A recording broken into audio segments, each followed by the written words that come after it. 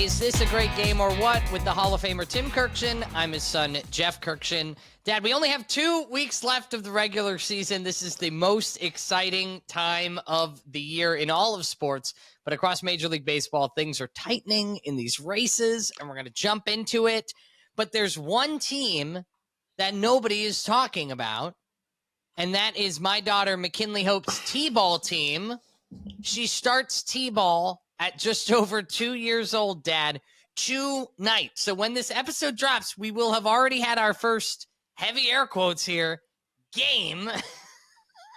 But I'm so excited to be Coach Dad out there. Jeff, it's wonderful, and I'm proud of you for being the coach of your daughter's team. The question is she taller than the T? Because I think there should be something in place.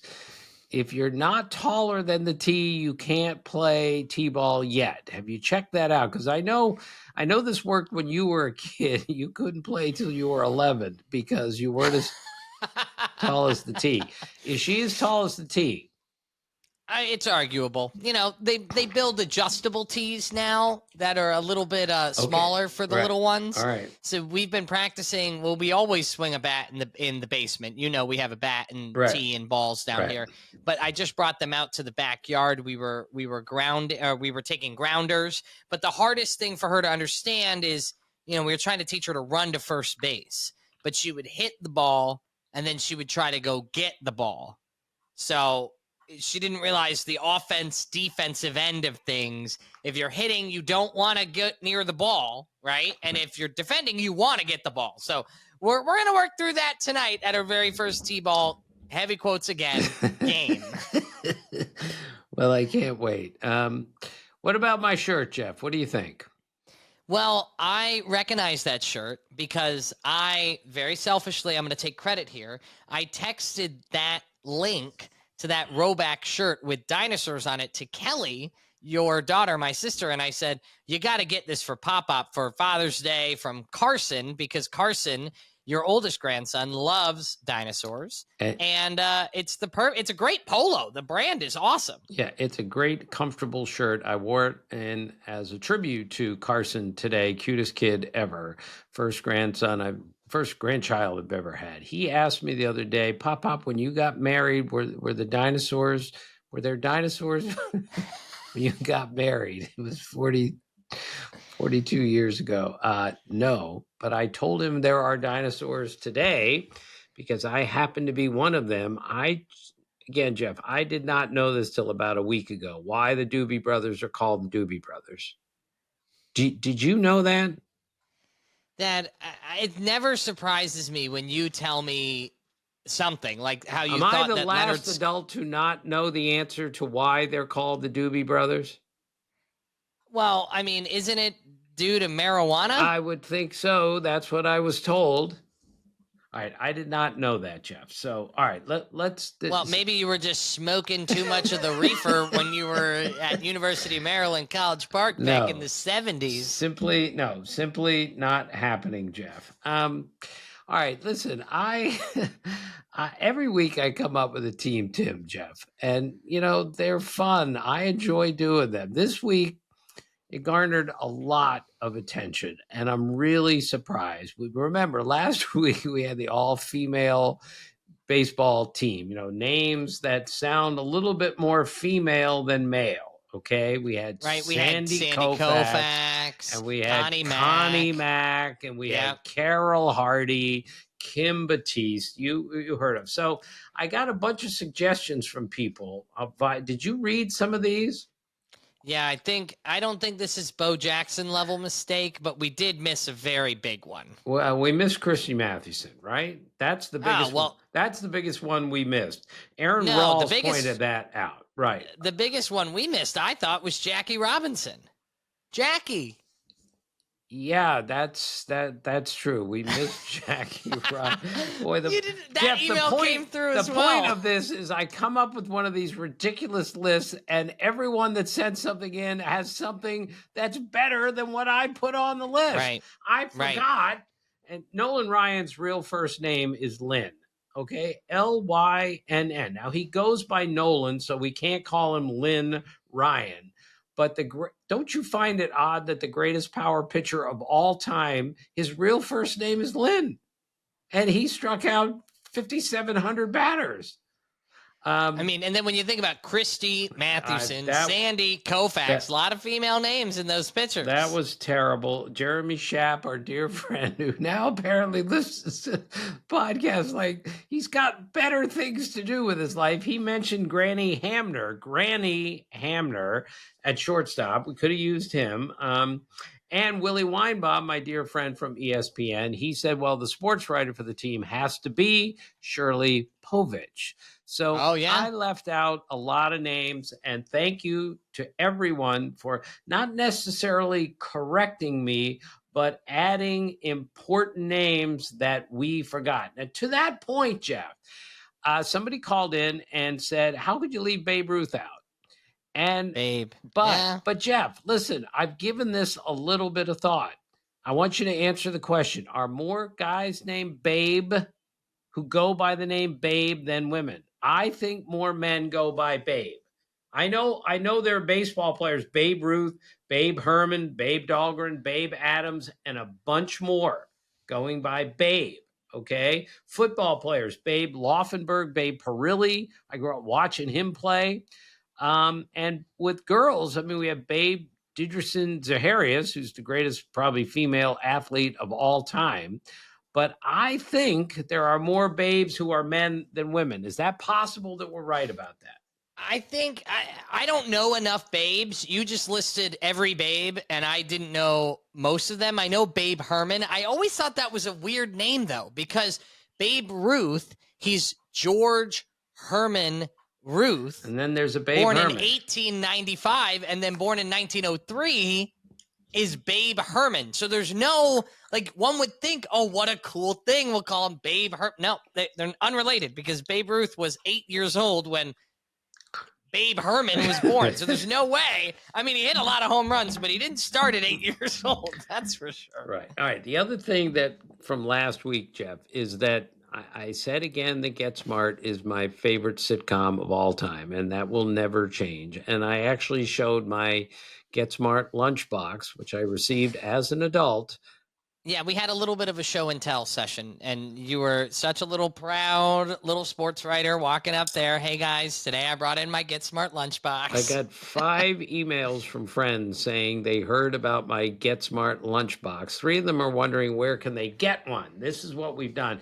And, Jeff, I've mentioned Bill Chuck on the air. He's a baseball guru. He's a lunatic in the best possible way. He does a thing called Billy Ball. You need to subscribe. He's got some good stuff on there. So he texted me about the time. He said, do you remember when Maury Wills, who was the MVP of the National League in 1962, appeared on Get Smart? He said, do you remember the episode? And I said, well, of course I do. He got killed in the episode. He got a banana in the mail.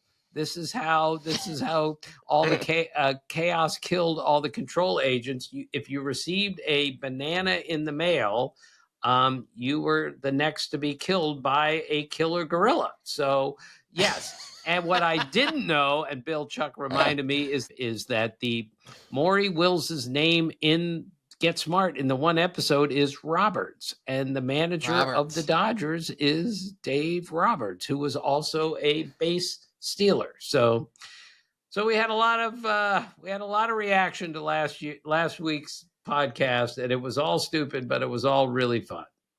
And I mean, rumor is that Dave Roberts has received a couple of packages with bananas in the mail to Dodger Stadium. We're not sure what that means, but Get Smart fans know. Right. Well, they know. They got to put it together here quickly. All right, Jeff, those are just a few reactions from last week that I got a mild chuckle out of. More than a mild chuckle. Well, Dad, let's jump right into the takeaways then. First of all, before we get there, all of these emails we're getting is through greatgameorwhat.com.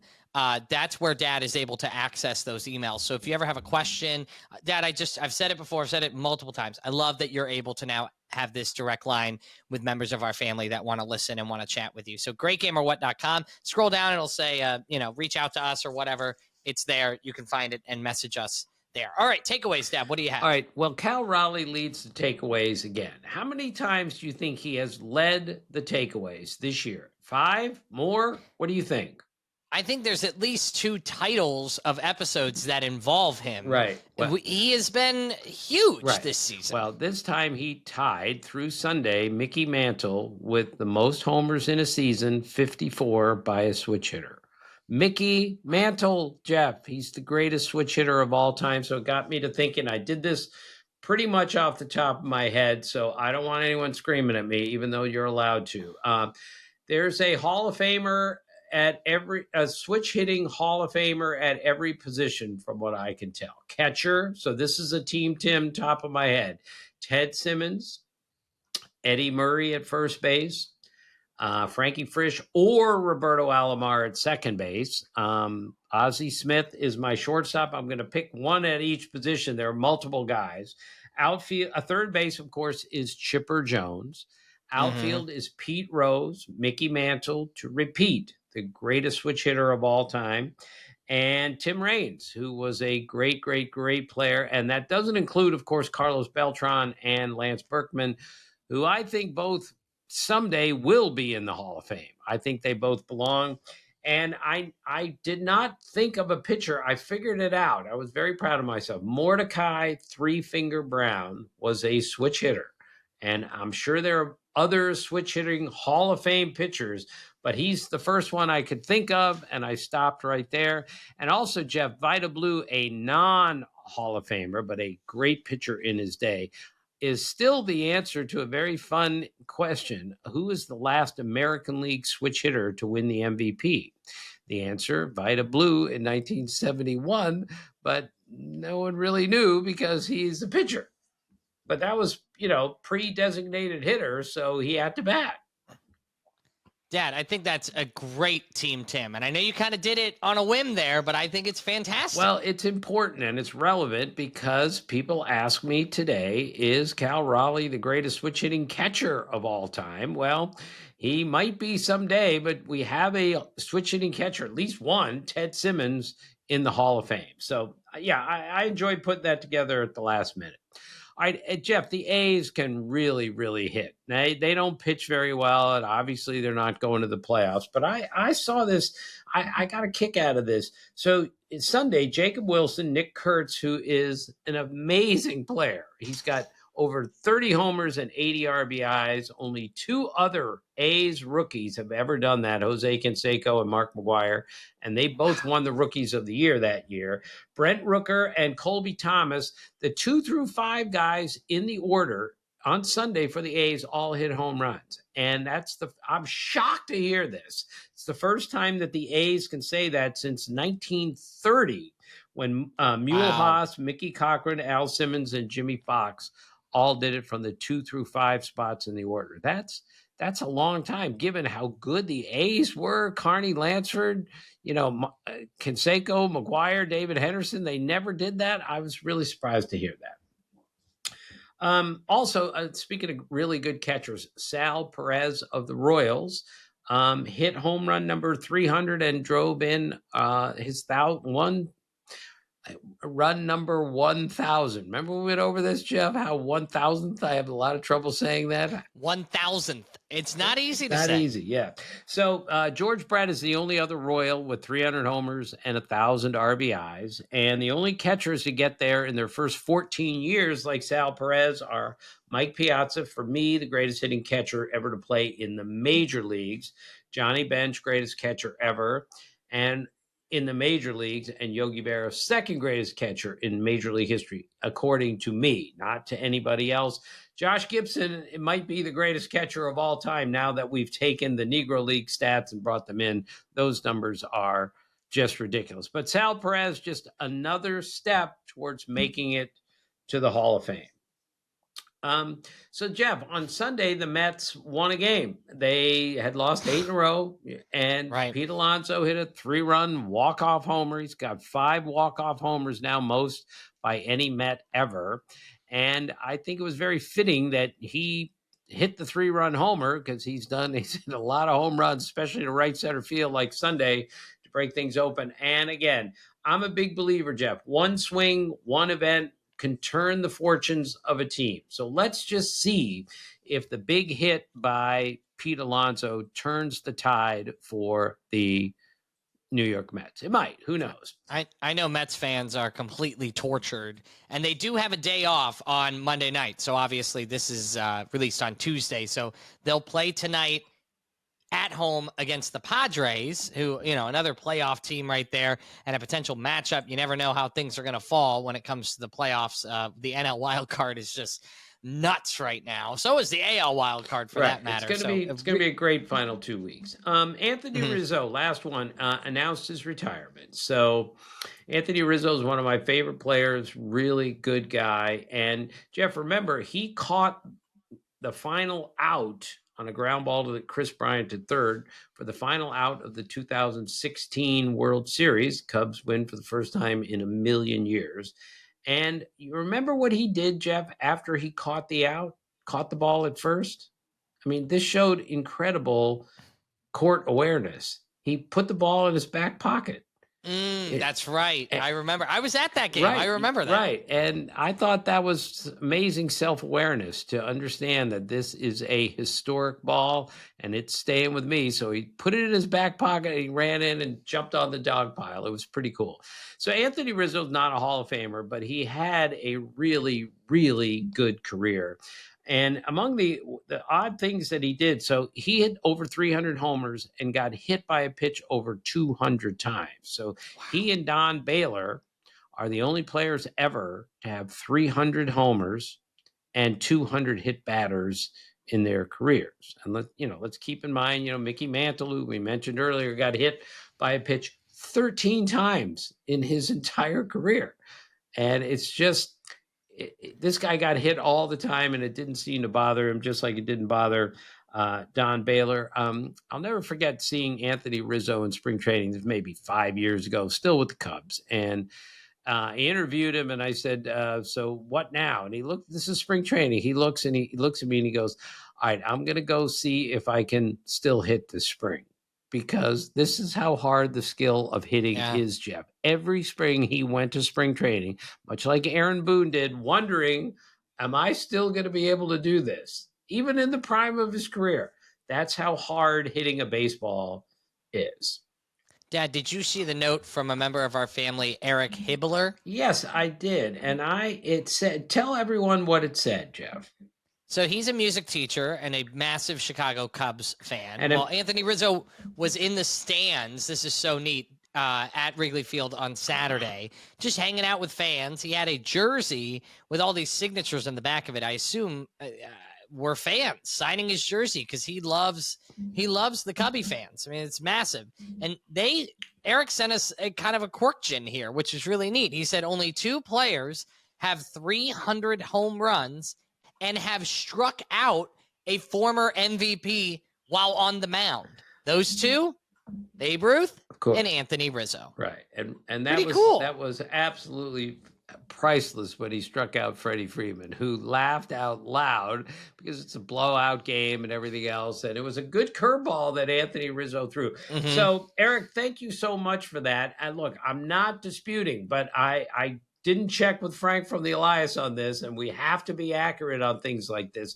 But I did go back through Jimmy Fox's career. Jimmy Fox, of course, hit 500 homers and then pitched for the Phillies at the end of his career in 1945. And I went back through this morning through every pitching appearance by Jimmy Fox just to make sure that Eric was right. I wasn't questioning you, Eric. I'm sure your son is exactly right, but I had to be sure. So I hope this is true, but if it is, what a cool note. And it is indeed a Kurkjian. Shout out to his son, Grant. And thank you, Eric, for listening and for sending us stuff in. We love it. Next on Is This a Great Game or What, Dad? We'll get into more Kurkjians. We have another team, Tim, because this seems to be the popular thing that everybody wants, including on this date in baseball history. It's all coming up next.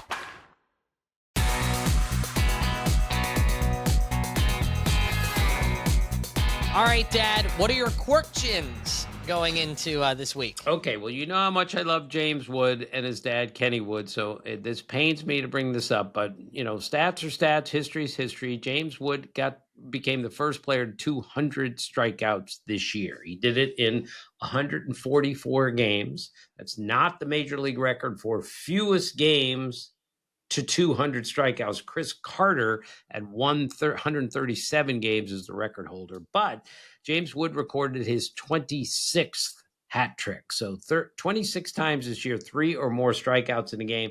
That ties the major league record held by Joey Gallo and Mark Reynolds. We mentioned this a couple weeks ago. We have to update it because that's our responsibility, at least with the Kurkjians. And speaking of strikeouts, Jeff, this is so amazing, but Aaron Judge, of course, just passed Yogi Berra on the all-time list, and then he passed Joe DiMaggio on the all-time list for the Yankees. So he's got the 4th most home runs in the history of the New York Yankees. Now, look, Jeff, when I make these apples and oranges comparisons, that's exactly what they are.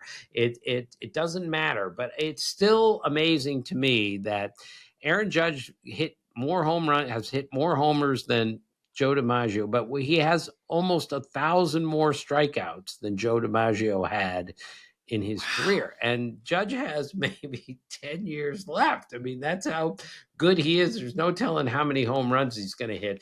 And I'm still amazed by this. After all these years, Joe DiMaggio his strikeout high in a season is 39. That's the most he ever. And by the way, in 1941, the year he hit in 56 straight games, he struck out 13 times. So I used that in a notes column in the 80s, Jeff, at the Dallas Morning News. And I'm not going to say who it was, but one of my broadcast friends got a little bit confused. And he saw what I wrote, and he said on the air, this is hard to believe, but the year that Babe Ruth hit 60 homers, 1927, he only struck out 13 times. So he got the 60 homer mixed up with the 56 game hitting streak. No. Yeah.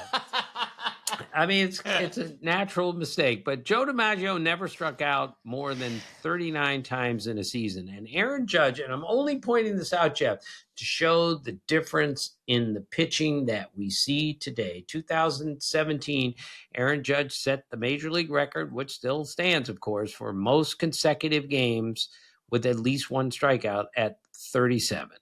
So DiMaggio's strikeout high was 39, and Aaron Judge struck out in 37 consecutive games. Pretty incredible. That is pretty incredible. All right, speaking of the Yankees, Luis Gil had an interesting line the other day. 6 innings pitched, no hits, and they took him out after 6 innings, which is not a surprise anymore that a guy is taken out with a no-hitter going. But he also had 4 walks in that game. He had 2 wild pitches and a balk, which I thought was kind of odd. A guy pitches 6 no-hit innings, but he walks 4 guys, throws 2 wild pitches, and has a balk. So I checked with Frank from the Elias, and I said, Frank, tell me, has anyone ever had a line quite like this? And Frank wrote back, no, not since the mound was moved to its place in 93. Of course, Jeff, that's 1893 when they moved the mound to 60 feet, 6 inches. And it's so no one other than Luis Gil has ever done that. And you don't even need 2 wild pitches. You only need 1 in that, and he got 2. So that just shows you how odd that was. And speaking of odd, Jeff, Ivan Herrera, catcher for the Cardinals, got hit by a pitch twice in consecutive games. 2 hit by pitches. Then the next game, he got hit twice again. That sounds like a lot, right? It does. It sounds painful, right. too. All right, so Willie Castro did that last year. I was surprised. And the last guy to do that before that was Derek Dietrich in 2019. So it's a bit odd, but we had a lot of hit by pitches in this season and a lot of hit by pitches in this show, so we thought we'd bring it up. And the last one, Jeff, Cody Clemens hit 3 home runs in a game. That is Roger Clemens's son. So I checked. Roger Clemens gave up 3 homers in a game 17 times, and 4 or more twice. So Cody Clement, I was just wondering how it compared to his famous father's home runs. Clement's, of course, one of the great pitchers of all time.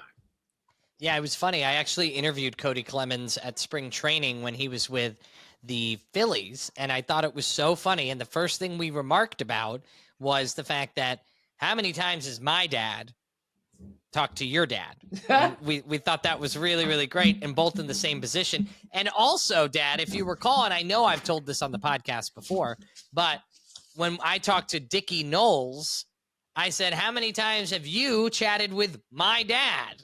And you guys go way back. So here I am interviewing him, and you interviewed him a million times. Yeah, early 80s, Dickie Knowles. Yeah, really, really enjoyed him. He's a funny dude, and he does some really good things to help people who need help. Good for Dickie Knowles. Even he joked about it. Early 80s Dickie Knowles to today Dickie Knowles are two very different interviews. And I definitely got the easier one of the two. Yeah, I was afraid of Dickie Knowles in the mid 80s, believe me. But that's another story for another day.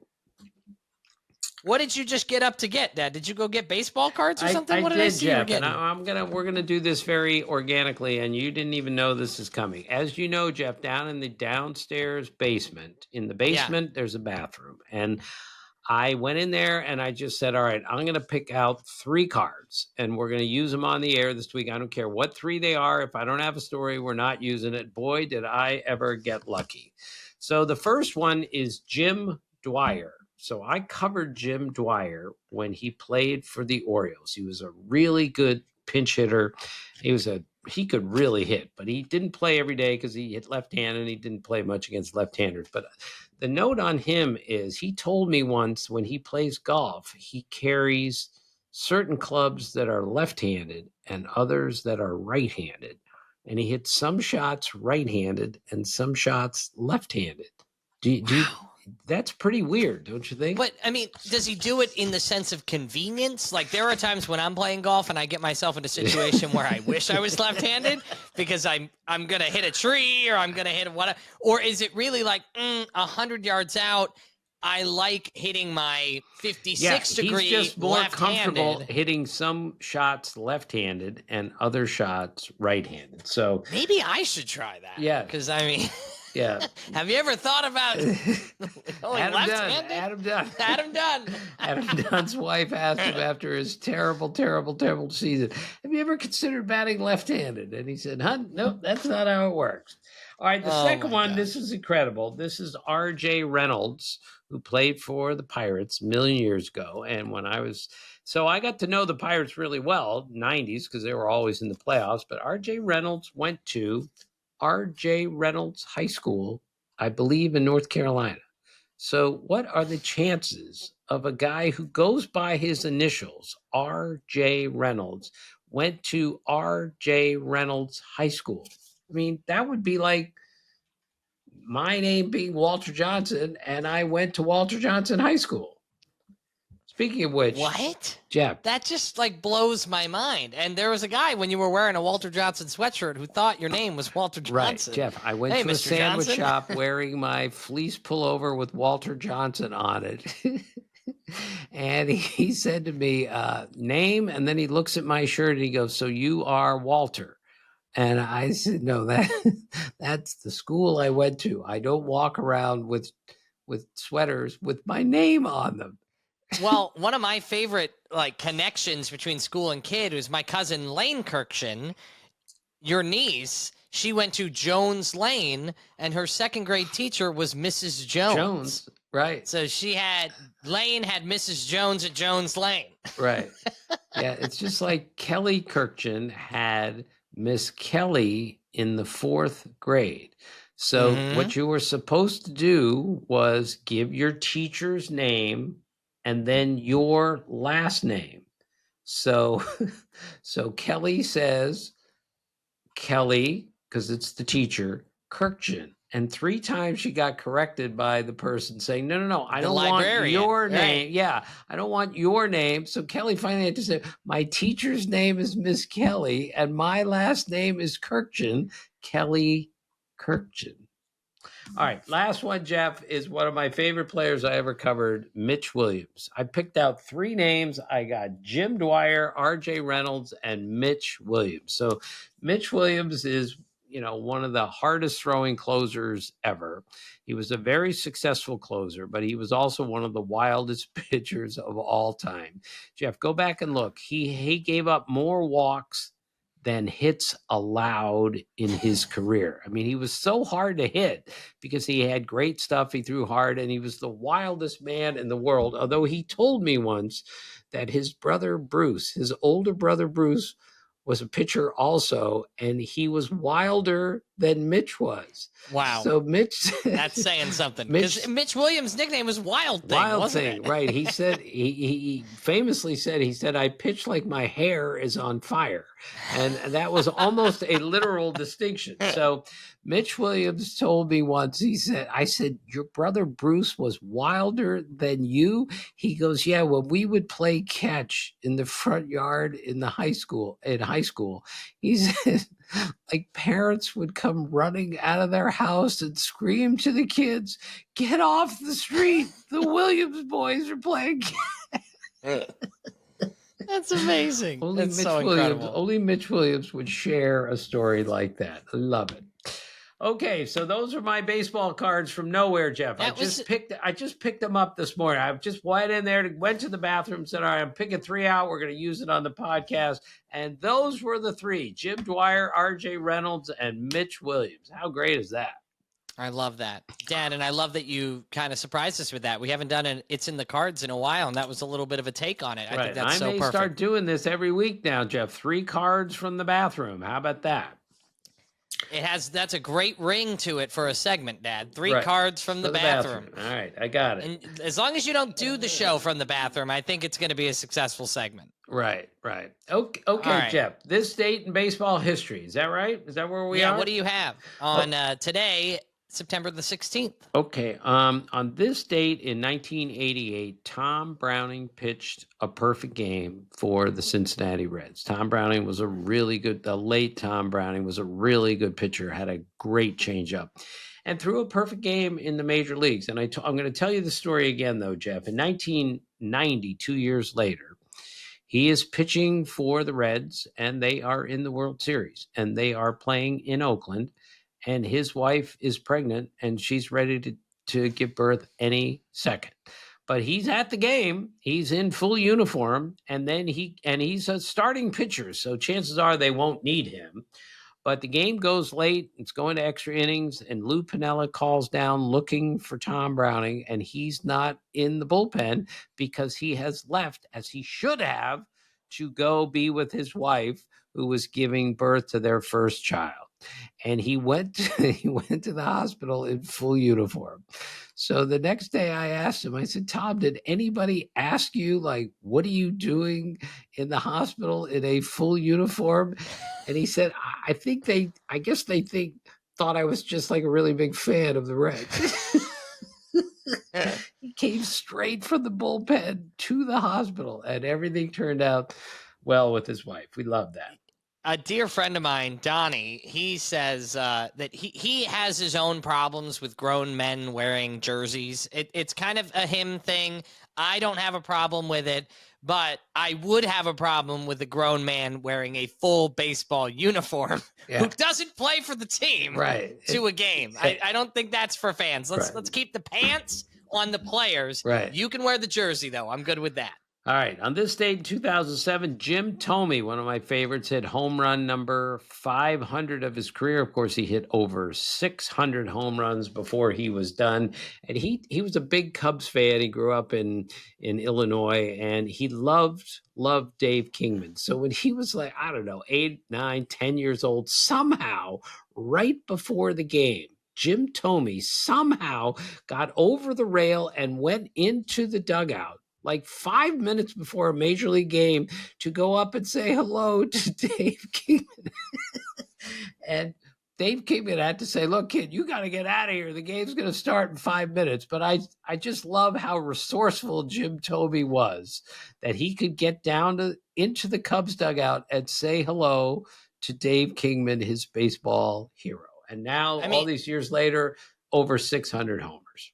I mean, it is impressive too, because even Jim Thome as a kid was probably very big. So he's not like this probably a big, little dodgy kid who's sneaking through. I mean, he's probably 7 years old, 5'6". Right. He's a big kid. Yes. All right. On this date in 1924, Hank Peters was born, Jeff. Hank Peters was the general manager of the Orioles during the time that I covered them, late 70s, early 80s, but mostly 86 through 89. I got along famously with Hank. He was very helpful to me, a very gentle man and a very kind man. And I'll never forget, he worked for Edward Bennett Williams, who was one of the most demanding owners ever, because Edward Bennett Williams was one of the great lawyers in the history of the law practices and one of the biggest figures in the history of our country as far as barristers go and everything else. So Hank told me that they're at the podium after the 1983, they're at the podium with the World Championship trophy up in the air. And Edward Bennett Williams whispers to Hank, "I'm worried about next year." And Hank's thinking, we just won the World Series and you are worried about next year. Oh, I just love it. Born on this date in 1958, Oral Hershiser, my dear friend, one of the great pitchers ever, had one of the great 88 seasons ever. And so he told me the story. So he wins the Cy Young in 88, and he's the MVP of everything in the postseason because everything he did just turned to gold. And the Dodgers, of course, won the World Series. So he told me he got invited to the White House for a special baseball night. And he gets out of, the car that brings him to the White House, and he's greeted by like a Marine there who's like decked out in his Marine outfit. And that Marine is there to make sure everyone gets out of their car and gets into the White House correctly. And Oral Hershiser, who's a mischievous sort, looks at the Marine and says, "I'm a little short on ones. Can I get you later?" Like he was going to tip. He was going to tip a Marine at the White House for opening up his car door. And the Marine, to his eternal credit, looked at Oral Hershiser and said, "That'll be enough, Mr. Cy Young." He went back at him, which I just thought was absolutely great. So, Jeff, since it is Oral Hershiser's birthday, I came up with a team Tim for this week. Can you guess? With the word oral, we'll spell it O-R-A-L instead of E-L. We're talking about dental hygiene? Yes, the all-dental, all/teeth team. Our catcher is Chad Moeller, Moeller. Never heard of this guy, but I looked him up. Robert Brush played one game at first base in 1907. So now we have a Moeller and a Brush. Never heard of this. What did he do after that game? He went over to the factory to help build the Model T? Who knows? He had a full-time job elsewhere. I'm looking for a first baseman for Team Tim. And out comes, I said, I wonder if anyone's ever named Brush. So I look up Brush. Robert Brush, one game in 1907. Love it. Second baseman, who knew? Louis Drill played second base. There's a guy who played in the big leagues with the last name Drill. Patrick Wisdom is our third baseman. Rocky Bridges is our shortstop because, of course, bridges go in your mouth. Again, huge stretch here. Shin-Soo Choo, spelled C-H-O-O, but for our purposes, it's C-H-E-W. E-W. Okay. Mark Whitten, spelled W-H-I-T-E-N,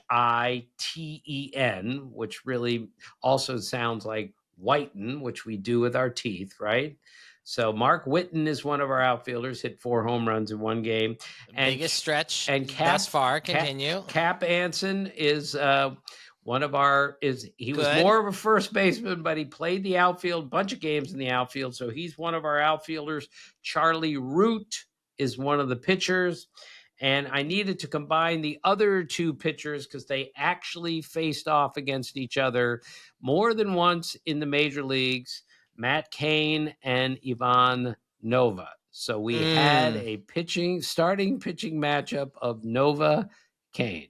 Jeff, I the first time it happened, it was maybe the greatest day of my whole life, other than when you and Kelly were born. I mean, Nova Kane are starting against each other in a major league game. Dad, I think that's good, but I do think there's one maybe person that we're missing in the pitching staff. Yes. Give me Doc Ellis. Doctor. All right, Doc Ellis. A doctor is a, right. Well, they're a dentist. You call him doctor. Well, yeah, but there's also Doc Medich and Doc Kramer. We have a few docs. I see what you're going, Jeff. Look, I was just trying to add to the pitching staff. And I'm sure when we send this out tomorrow, all sorts of people are going to call back with better ideas than I have, but I'm all for it. Look, this is not...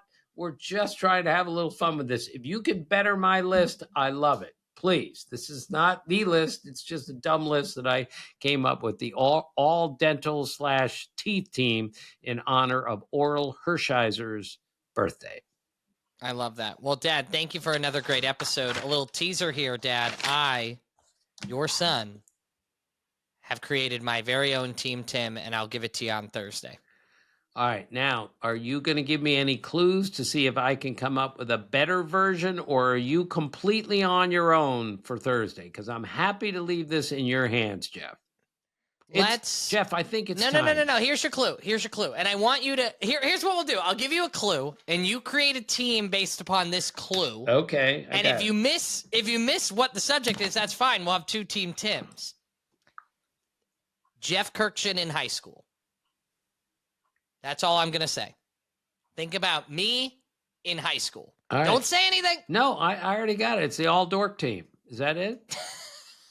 I said Jeff Kurkjian, not Tim Kurkjian in high school. Oh. Okay. Listen, Dad, I love you, and you have been set up for life as a statistician and a career baseball man, but I was not on the hood of my car playing APBA with my future dentist. Jeff, okay, that was you. Jeff, I told you, don't be like me. You can be way better than me. You are way better than me. You are a million times more talented than I am. The stuff that I know is pointless. It is useless, but people seem to enjoy it. So we're going to keep throwing it out there. All right. Jeff, I know what it is, Jeff. We're going to take all the parts that you played in high school, in the school plays. We're going to use those names to come up with a baseball team. And our left fielder is going to be Nicely Johnson. I'm not, yeah, because he played for the Brooklyn Dodgers.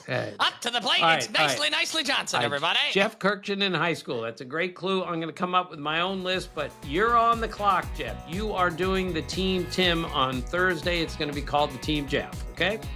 The Team Jeff on Thursday. Thank you so much for listening, and as always, thanks for being a part of our family.